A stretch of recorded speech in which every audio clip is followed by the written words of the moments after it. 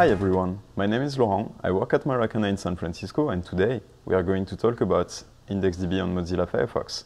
Before digging into the details of IndexedDB, let me just first show you what we are going to build today. So I have this folder, tutorial final IndexedDB, which is going to be available to you at the end of this tutorial. And there is two prerequisites to make this work. The first one is that you have to serve your application from a web server. It can be a local server or and the second prerequisite is that you have to use Firefox 4 in order to make this work.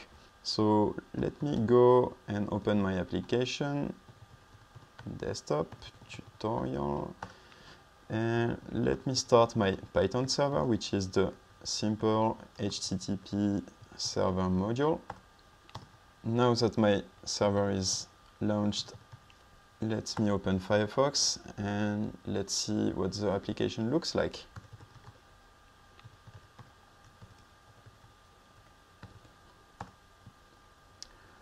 Okay, so here, for the first time that I open this, I have a little notification from Firefox asking me if I want to authorize this application to store data for offline use.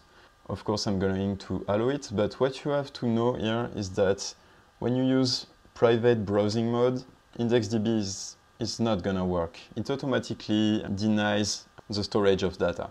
So here I'm going to allow, and this is my application. I have a top yellow bar saying show menu. So if I click on this, I have a way to add a note into my application. So here, this is a new note. If I press on add note, I'm gonna have a nice fade-in effect. I can add another one. Hey, I really like it. Another note. Okay, enough notes. So if I press on show menu again, you can see that I have those slide up, slide down effects. By the way, this is going to use jQuery. We are going to detail a few things on jQuery, but it's not going to be really hard. So even if you don't know jQuery, that should be okay. So what I can do next on my notes is to remove them on clicking the red cross at the top right corner, like here, with a nice fade out effect. And same thing here. And basically that's it. This is what you're going to build. So what is IndexedDB? IndexedDB is a way to store JavaScript objects in the browser. We have few things that are called object store, and this object store contains objects. It's also based on a key value pair system. So for a key, you're going to store a value, and this value is going to be your JavaScript object. And that's it. We're going to see what are the main steps to do that. Let's open the project and see what are the assets composing our application. Here you can see that I have a lot of different files in my application. I have delete.png, which is representing the red cross on top of each note, which allowing me to remove the note in question. I have a node.png representing the note. I have then jQuery library and script.js, which is going to be our scripts. I have a style sheet, and here I have the main page, index.html. So here is my index.html. I have the yellow bar menu that I showed you before. I have the div which allow me to enter a new note and to add it. And then I have a div which is going to be containing our notes. And the last thing here that I have is the script. I have the jQuery library and I have our scripts where we are going to have all our IndexedDB operation. A quick explanation on the scripts. I choose to include the script at the bottom of the page for the simple reason that in terms of best practice, if you include your script at the top of the page in the head elements, the browser will load the script first, then it will parse the page and render the elements. In the case where you have pretty heavy scripts, it will take some time before the user can see the page. So in terms of best practice, it's always good to have your script at the bottom of your page. Alright, so the core of our application is going to happen in script.js. I start by first creating an object, which is called my node. Then, on this object, I want to create a property called DB, which is going to contain a database instance. And this database instance, I'm going to get it from the open function. The open function, I start with this very first operation, which is going to open the database if it's already created, or create the database and then open it. So before explaining this method, let me just make a point on this Moz prefix. The Moz prefix comes from the fact that the specification is not done yet. It's most likely going to change, and Mozilla developers have just chosen to include this prefix. So the open method. The open method is taking two parameters. The first one is the name of the database to create or to open. And the second parameter is a textual description of our database. This open method is asynchronous. So as soon as we call it, it automatically returns an IDB request and store it in the request variable. This request variable is an IDB request again, and it has the following properties. It has the onSuccess callback and the onError callback, which is allowing us to listen for success or for error during the process. In the success callback, I start to create a version variable. I'm going to explain why in a bit. And then the next big operation is to get the database instance. On my IDB request, which is e.targets, I get the result properties. The result properties for an IDB request can be anything depending on what is the operation we call. Here in that case we call the open. So result is going to contain an IDB database. So here we get the database instance. This line allows us to make the code easier to read. I don't want to write every time my notes.db, so I just shorten and say db. I add a log statement showing the database version by calling db version. And here is the important part. I check if the database version is the same one as the one I specified here. So what I mean here is the following. If it's the first time I create the database, I want to create an object store again. So an object store is something that is going to contain our JavaScript object. So if it's the first time I create my database, I want to set the version of the database. So here I call db.setVersion and the version that I want to set, which is going to be this one. Then I want to create my object store, and you have to know one important thing. You can only create object store in a setVersion transaction. So here I listen for success. So if I could change the version successfully, I now want to create my object store. So here is a lot of log statements. I display the new database version. And I'm just saying, hey, now I'm going to create the node store. So here is the store that I create, and I just do create object store, the name of the store that I want to create, and here the second argument of create object store is an option object.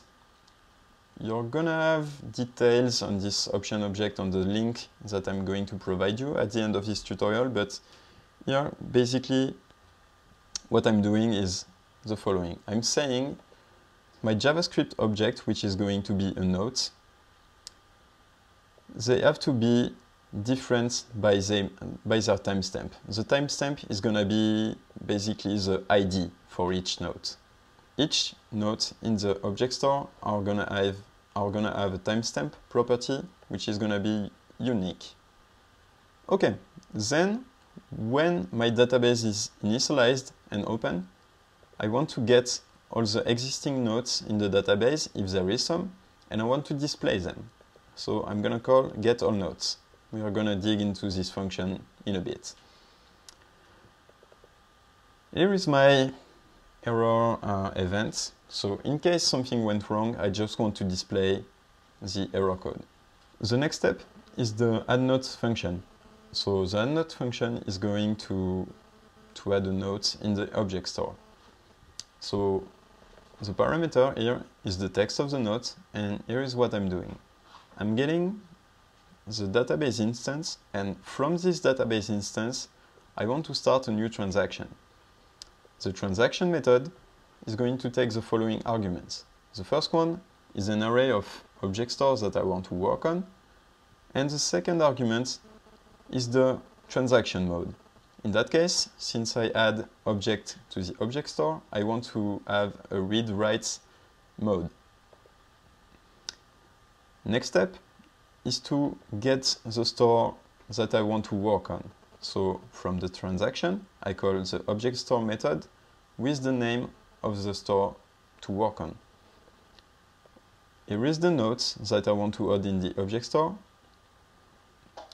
The note is going to have a text properties, which is going to be the to-do text, this one.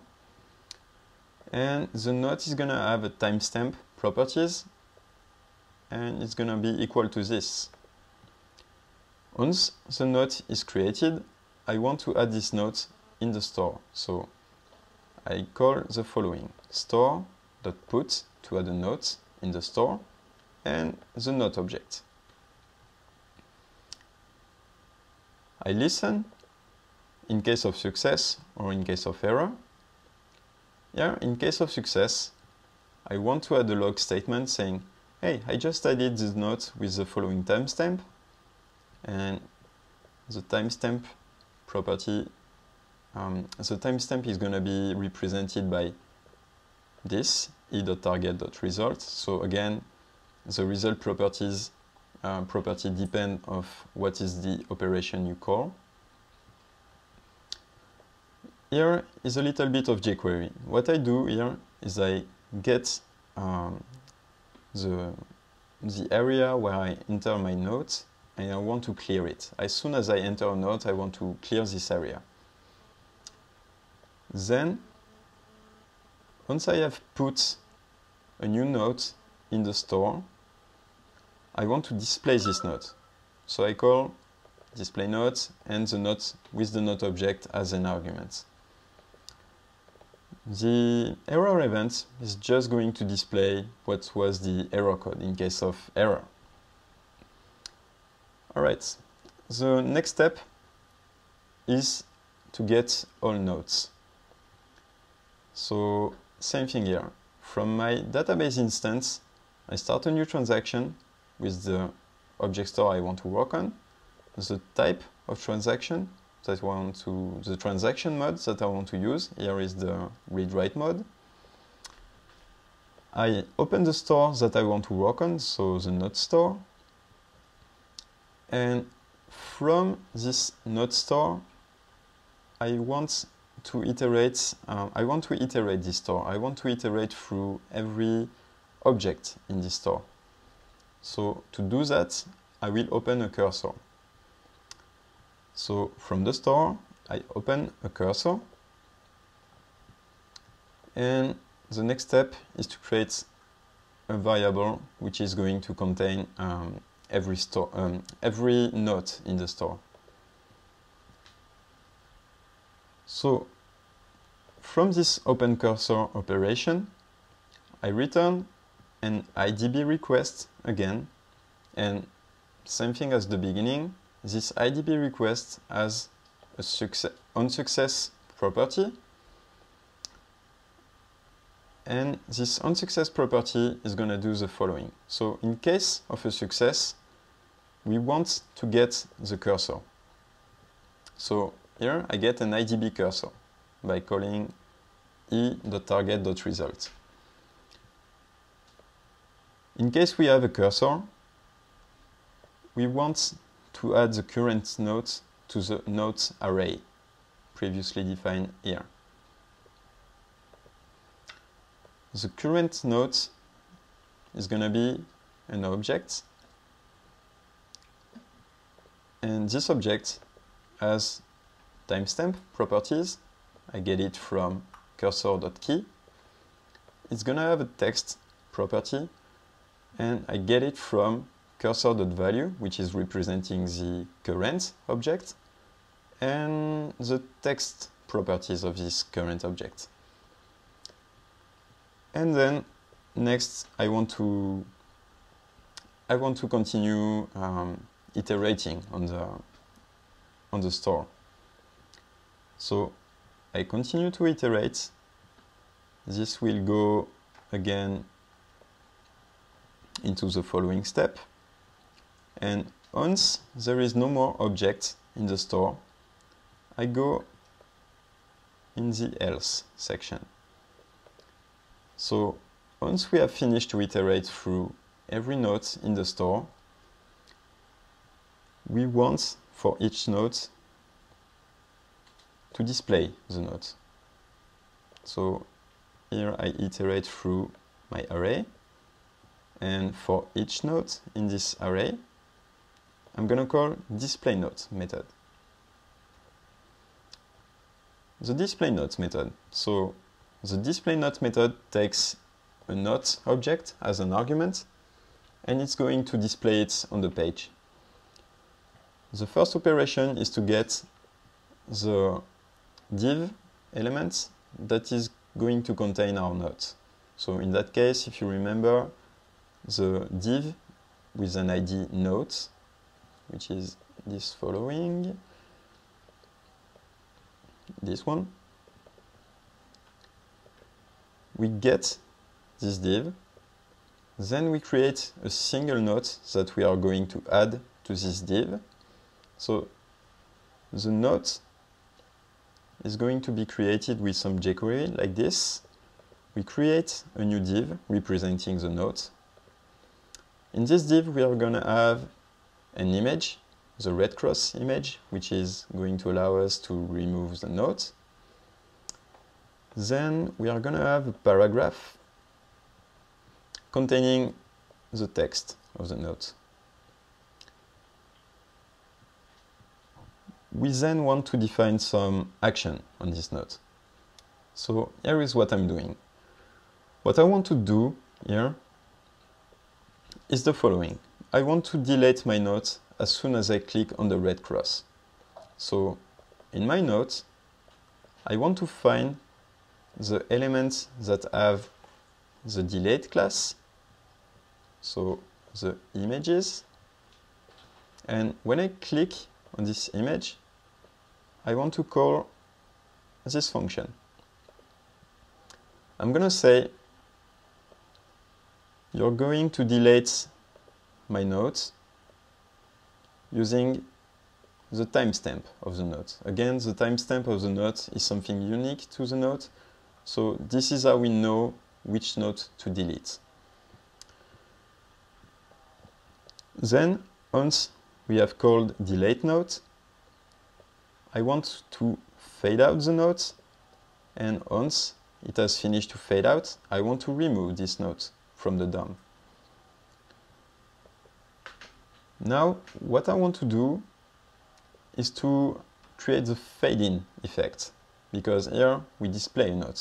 I just specify what's going to happen as soon as I click on the red cross, but the main goal here is to display the node. So I first hide the node, I add the nodes to the general div section, and then I call fade-in, which is a jQuery function, which is going to create the fade-in effect in the page when I add a note.